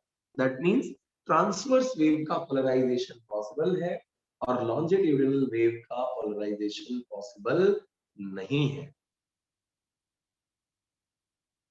अच्छा, यहां मैंने आपको कुछ पार्ट बताया था जिसमें कंप्रेशन और रेरफेक्शन की बात हुई थी। तो कंप्रेशन में अगर आप ध्यान से देखोगे तो वॉल्यूम क्या हो गया है, कम हो गया है। So rho Yes, is inversely proportional to volume, और यहाँ वॉल्यूम बढ़ गया है। Rho is inversely proportional to volume. जब ये वॉल्यूम इंक्रीज होगा तो यहाँ इस पर्टिकुलर रीजन की डेंसिटी क्या हो जाएगी, रिड्यूस, और इस रीजन की डेंसिटी क्या हो जाएगी, इंक्रीज हो जाएगी। आ रही है क्या बात समझ में? yes sir. सो यहाँ वॉल्यूम इंक्रीज होने की वजह से डेंसिटी रिड्यूस हो जाती है, यहाँ वॉल्यूम डिक्रीज होने की वजह से डेंसिटी इंक्रीज हो जाती है। इन शॉर्ट इसका मतलब सिर्फ ये इतना है कि जो लॉन्जिट्यूडिनल वेव है उसमें डेंसिटी चेंज होती रहती है, डेंसिटी जो है वो मीडियम की चेंज होती रहती है। लेकिन ट्रांसवर्स वेव में ऐसा कुछ भी होगा नहीं।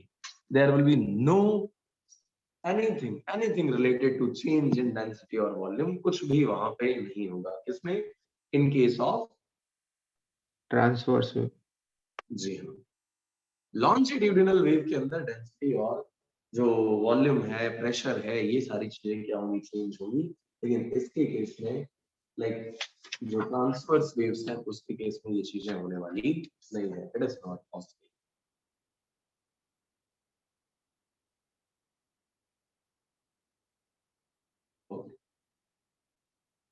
सो होप ये बातें आपको क्लियर होंगी। कोई दिक्कत किसी को?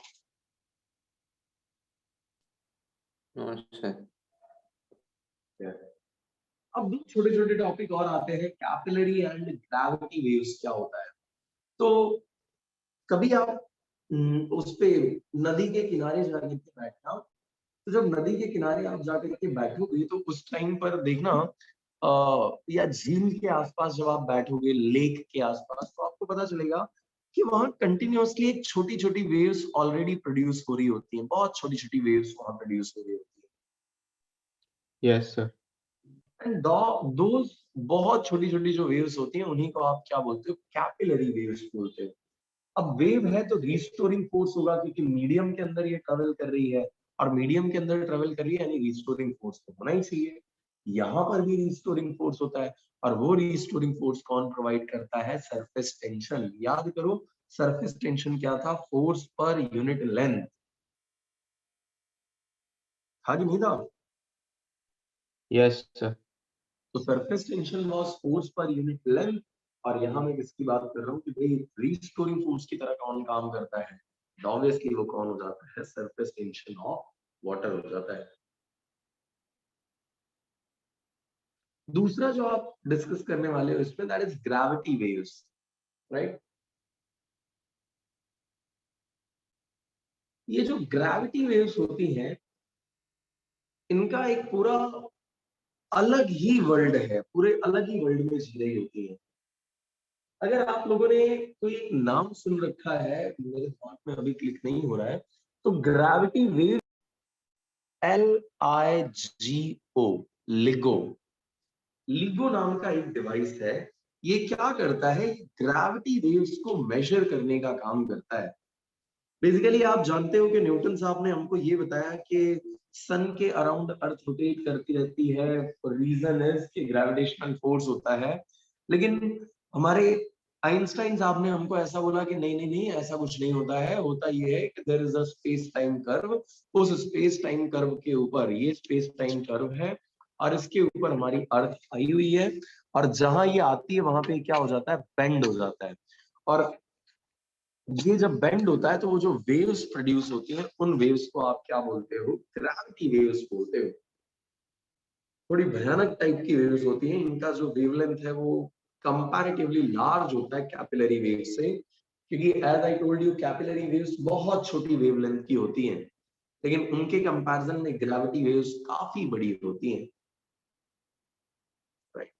तो अगर आपको ज्यादा डिटेल चाहिए हो तो आप लिगो के बारे में सर्च करके TEDx पे एक शायद इसका पूरा वीडियो आपको मिल जाएगा, तो चेक कीजिएगा, बढ़िया है, बहुत बढ़िया चीज है। Next, moving towards the very important part of the chapter, that is the wave equation. 12th के 10th चैप्टर में इस एक चीज का काम आने वाला है जिसका नाम है वेव इक्वेशन। मान लीजिए कोई एक वेव कहीं पर प्रोपगेट हो रही है जिसके पार्टिकल कर रहे हैं ऑसिलेशन, राइट। तो मैं अज्यूम कर रहा हूं कि मुझे इस पार्टिकल का पोजीशन देना है।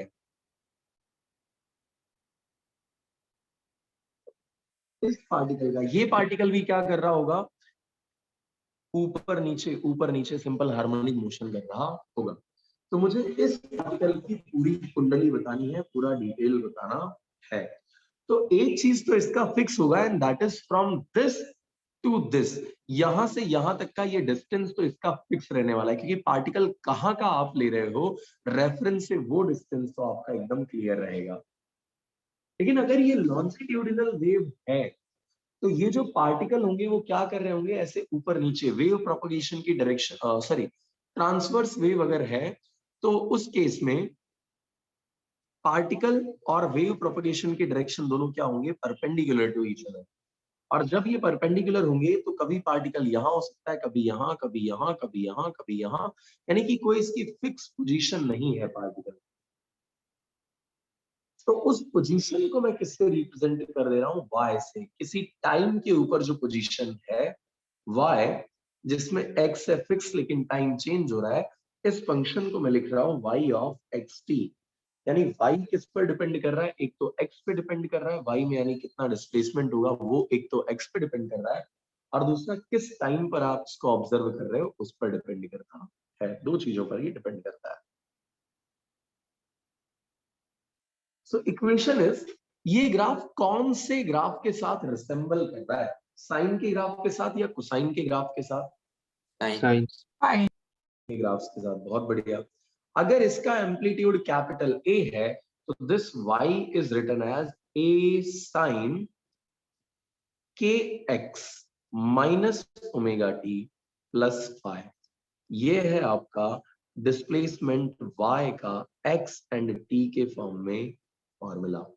दो चीजें भैया आपको फिक्स पता होनी चाहिए, जिसमें पहला है कि ये x यानी ये डिस्टेंस कितना है उस पार्टिकल का फ्रॉम ओरिजिन से इस पार्टिकल का डिस्टेंस कितना है वो हमें पता होना चाहिए।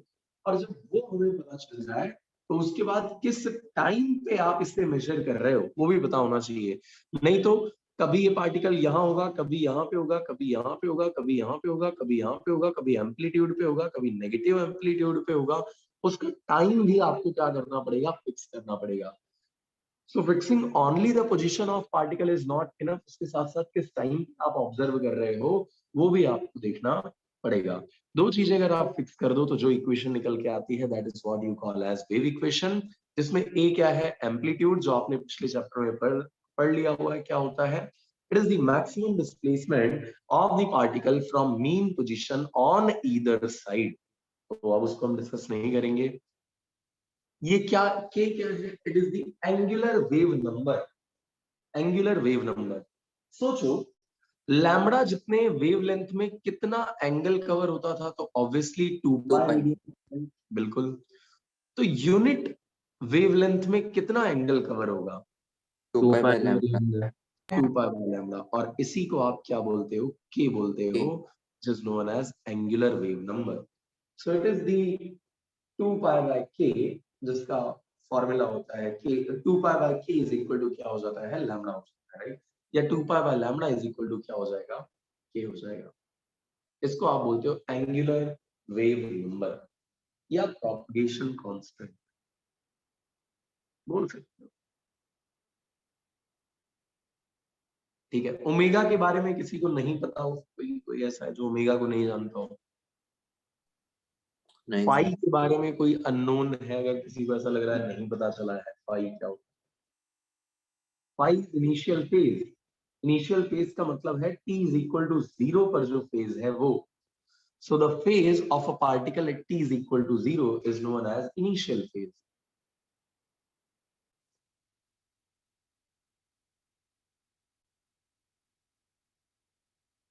होप ये चीजें क्लियर होंगी, यस और नो? Yes, sir. sir. चलिए ग्रेट, Yes, sir. बहुत बढ़िया।